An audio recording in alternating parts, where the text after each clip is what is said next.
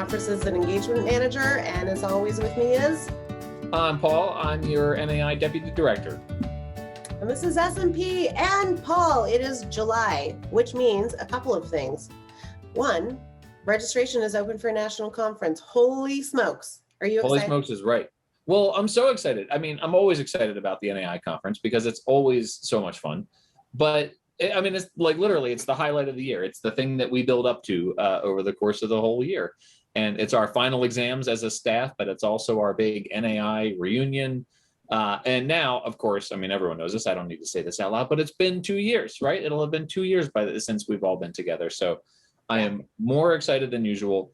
Not only that, we are going to be in beautiful, amazing, and warm. Not that people need to hear about warm right now, but I promise you, come end of November, beginning of December, the warmth of Palm Springs, California is going to be so very welcome.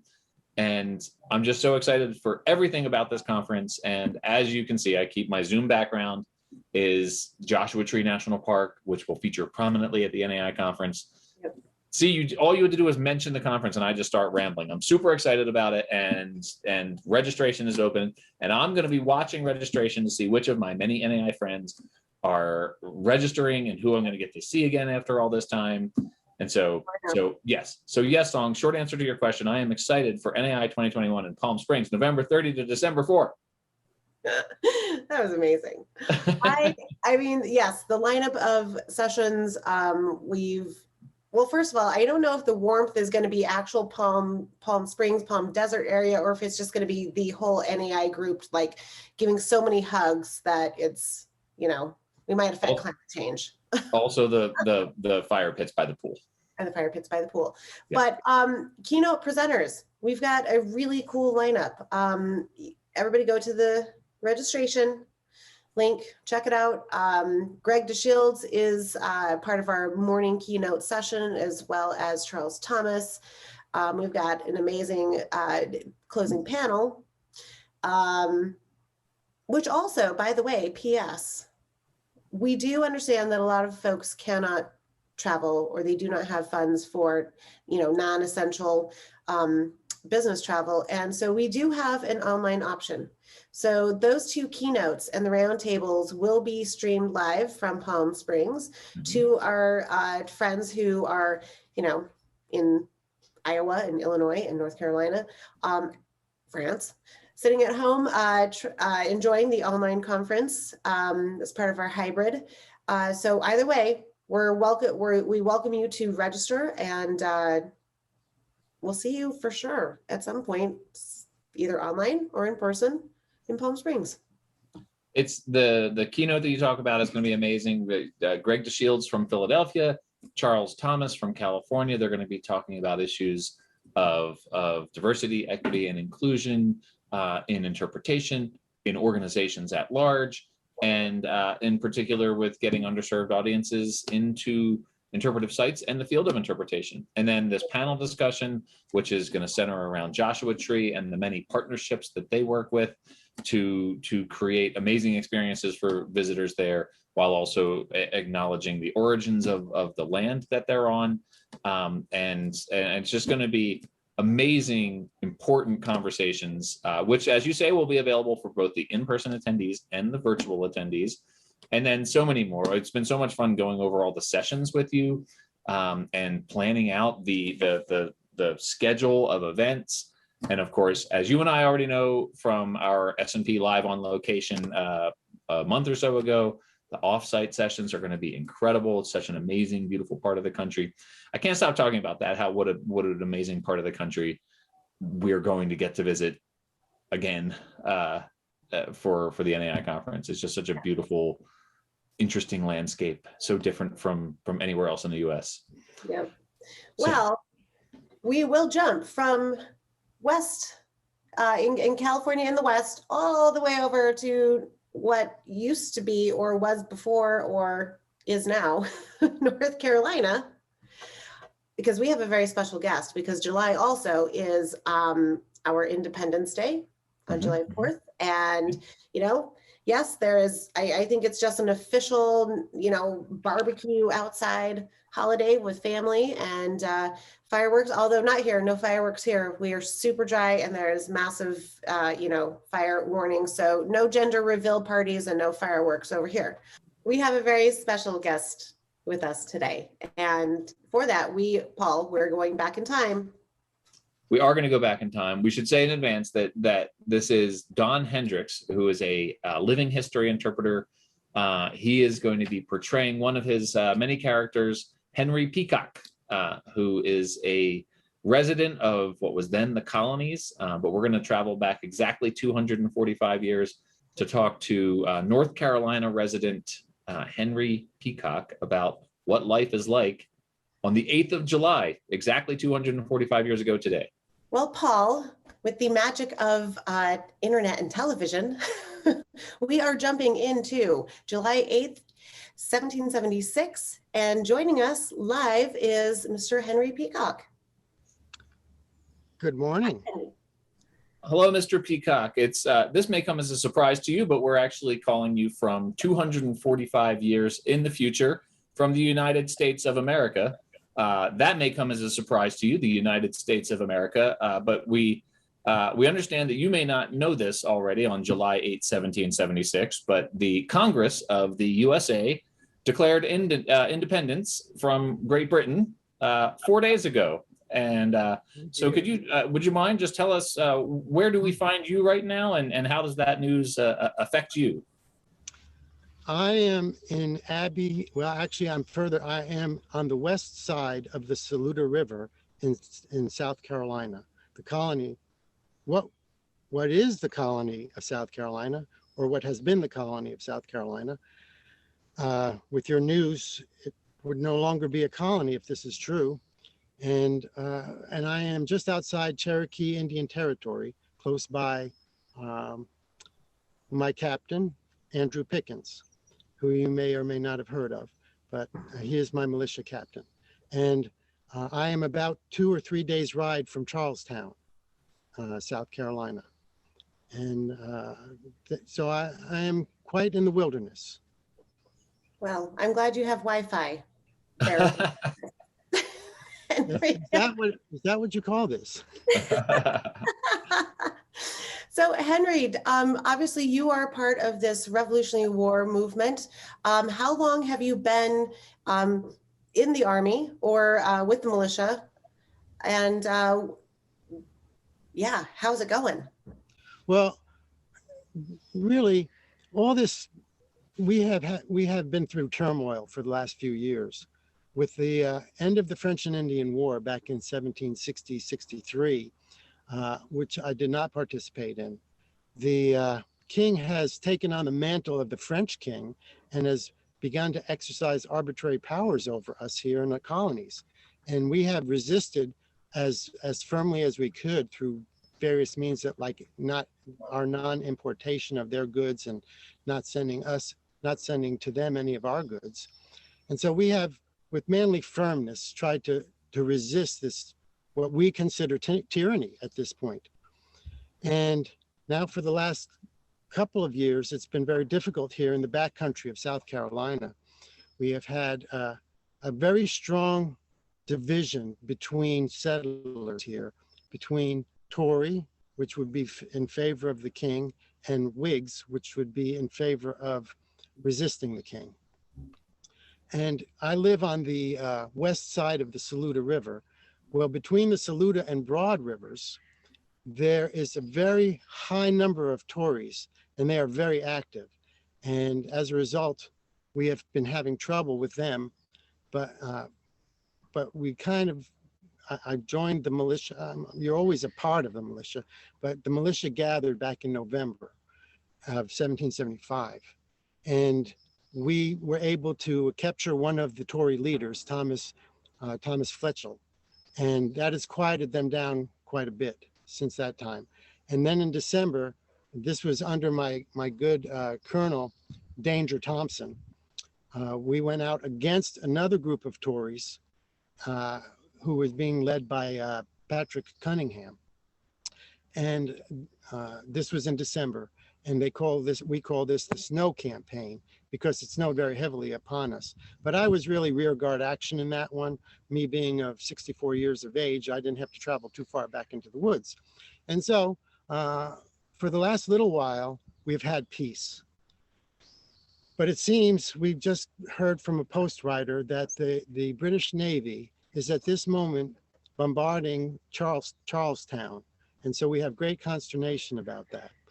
And now you're giving me this information that the United Colonies are now the United States, and we have declared our independence from the king, which will definitely mean war. And this will be very hard on us in backcountry, as you can imagine, what war does to unsettle people who are trying to settle. Well, so spoiler alert, yes, it does mean war, and there is the Revolutionary War is coming.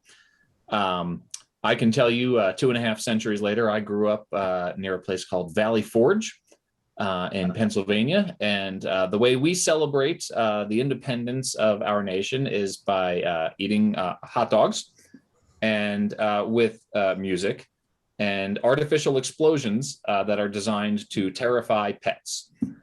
So that's sort of what our life is looking like here right now. Can you tell us what you anticipate your life looking like in the next, weeks and months and years?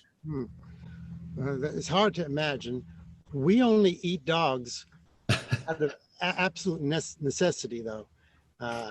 They're not a common menu item here.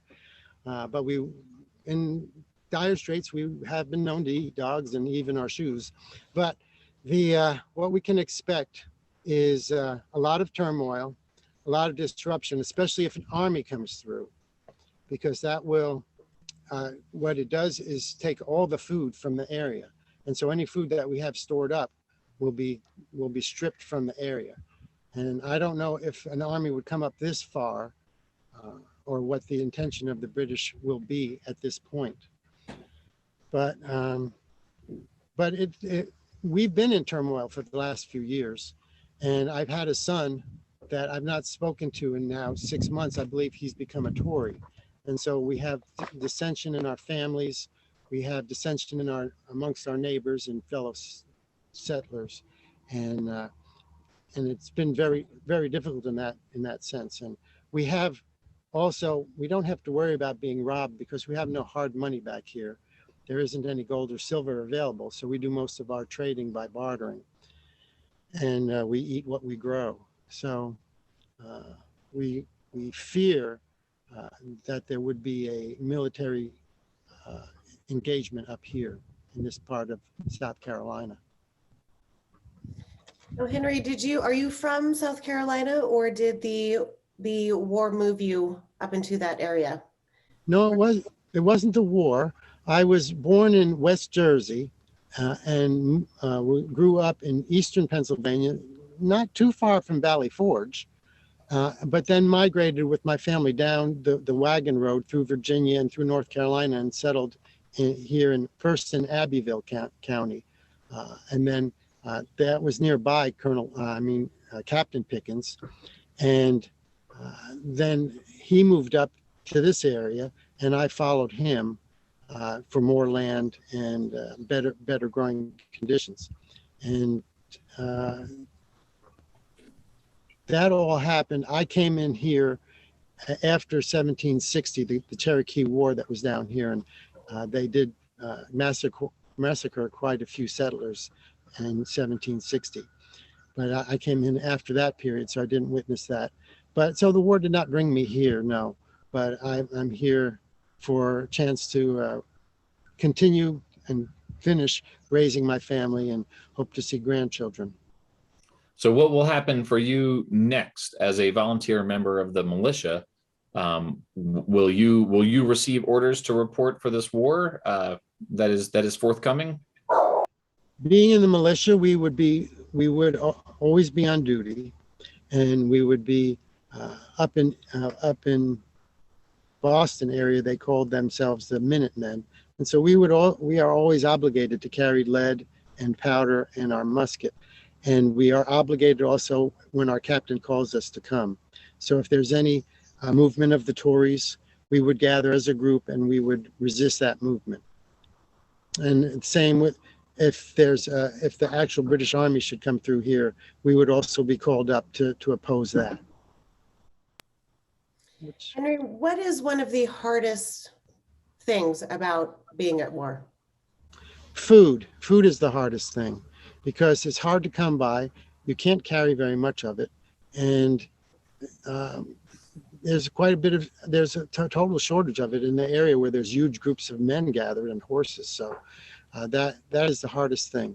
When we have gone on military campaigns, like last year, there'd be times when you did not eat for a day or two or three until you were able to come by food. So that to me is the hardest thing. And the fatigue is also very hard. Being of my age, it's hard to sleep on the ground, and the body doesn't move as quickly as it did, and the joints hurt. So it is those things bother me, but I am willing to fight for my freedom, for my liberty, and for the liberty of my neighbors, and for the liberty of my children yet unborn. So Henry, it is July 8th, 1776, and you just found out through us, the future S&P, that you're about to go into the Revolutionary War, and you've just had the French Indian War. How much of your life as a new settler has been spent in turmoil and at war? We do have a few years of peace now and then.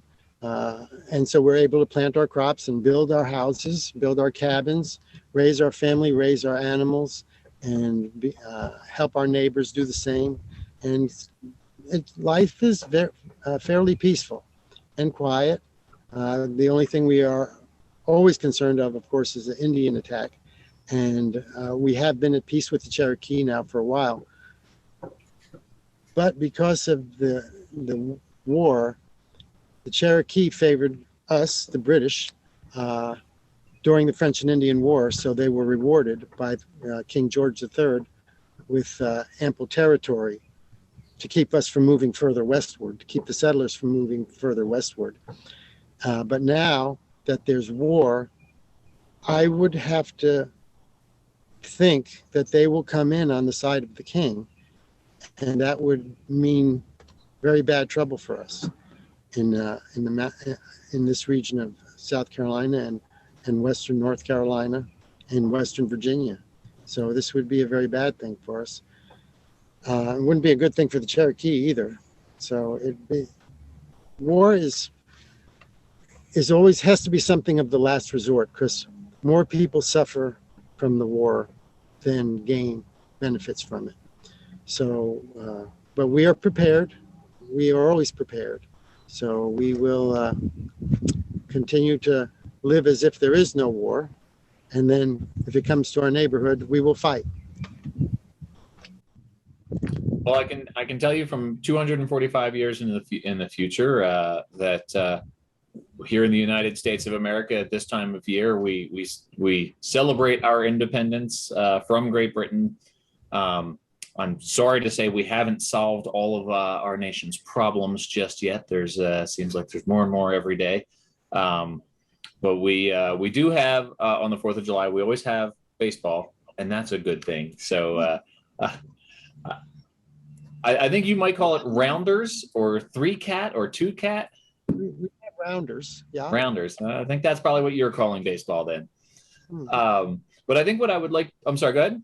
I would like to add this to Miss Song's question, that here in the backcountry, we have a lot of liberty and freedom. We have rugged individualism as a result of having to make our own way. But we are not without help. We have our religion, and we have back here, we have Baptists, we have Presbyterians, we have Anglicans, we even have some Quakers. And we get along just fine, and we allow each other to practice their religion as they see fit. And that is a tremendous freedom that we believe we acquire from even going all the way back to Magna Carta. And this is, and because of this, we do have peace amongst each other and have been able to to settle the backcountry, and which we're very thankful for. So these are liberties that we want to protect, and that we're willing to, if we have to fight for them, we are willing to do so. Well, Henry Peacock, we thank you for your service, sir. And what I would like to do then is to bring you, perhaps unwillingly, into the future and ask if we can speak with Don Hendrix about the work that Don Hendrix does, bringing Henry Peacock to life. Yes, sir. I am a reenactor of the American Revolutionary War and of the French and Indian War. And I do so because I love history. I love this time period in particular because of the philosophies that were grown here in America, and how the liberties that we did inherit from our forefathers in Europe, we actually expanded them. And as a result, have a tremendous country and have blessed the whole world through these liberties. And if you are not aware of history, then you either weren't paying attention or no one taught you. And so my hope is, by reenacting, dressing in funny clothes, that I will inspire people to do their own research, even to look up their own genealogies and things like that if they're interested in that. When I was in first grade, the kindergarten, being first grade, I'm sorry, we got the front row seat for the classroom plays, and the fifth graders put on, for Washington's birthday, something called Washington Marches On. And they did several scenes from George Washington's life. And each time they ended the scene with, "And Washington marches on." And I looked up the stage and I said, I love that man.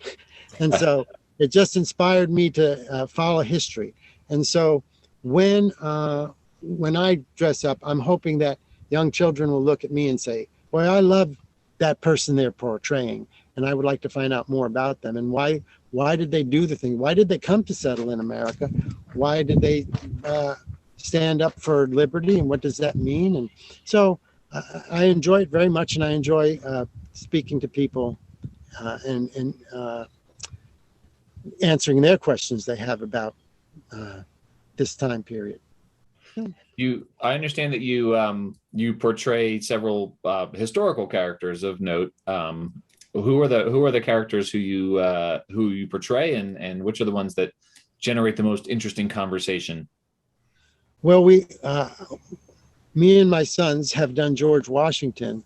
My sons favor me quite a bit, so they go from, I have 8 children, and they go from 21 to 41, 20 to 40, and so the spaces are right for us to do the life of George Washington in 4 parts. So we did that, and I played George Washington as the President of the United States, but I'm only 5'6", and he was 6'2", so that kind of puts me at a disadvantage in that.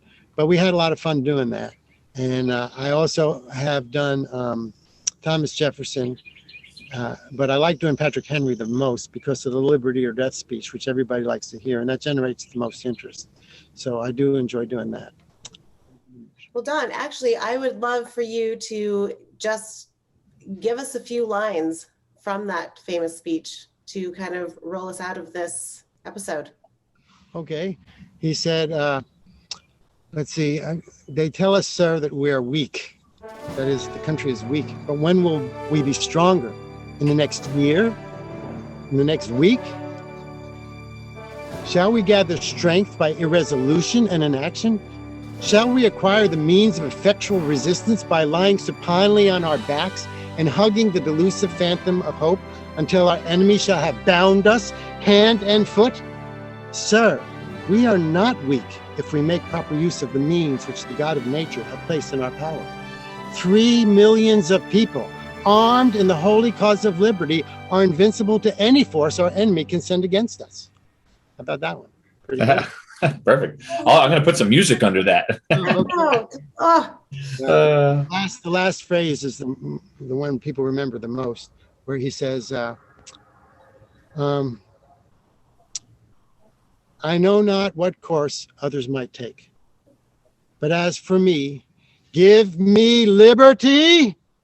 And at that point, he holds up his penknife and says, or give me death. And he holds it to his chest. So he's pretty serious about that. But it was, we would have heard about that speech here in South Carolina by that time period. That was already a year and a half ago from 1776. And so I thank you all for what you do to do this to show other interpreters or show other people what interpreters do and the importance of what they do. And that's really a wonderful gift that you all share with everybody else. This has been incredible, Don.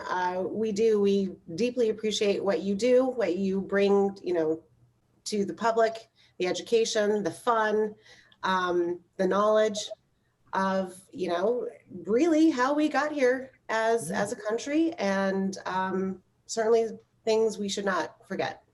Right. Well, thank you, Don. And we'll see you maybe sometime in the future. I sure hope. Perfect. Thank you so much, Don. Yes, Okay. thanks a Bye-bye. bunch. Okay, bye-bye. Paul, that those words really resonate with me. Don, thank you so much for bringing all of this to the public, for really extending your reach as an educator, as a historian. We love the work you do, and just seriously can't thank you enough. That was really amazing. It transforms the moment, right? It's people who are good at living history really do transport you into that time, and so that was fascinating for me, and hopefully for viewers of S&P. Yeah, absolutely. And register, go check out the website, check out the lineup. There's a lot of different pricing options. If you have any questions, you can email myself, you can email Jamie, you can call us, and we'd be happy to answer your questions. But we certainly hope you get registered. We are very much looking forward to it, and you will have to hear us, talking about it from now until It's only going to get worse. Just FYI, we're so excited. And we're going to be doing live episodes of S&P from Palm Springs. This is true. That will be exciting. Yeah. All right. Well, thanks everybody. We will see you in a couple weeks on S&P.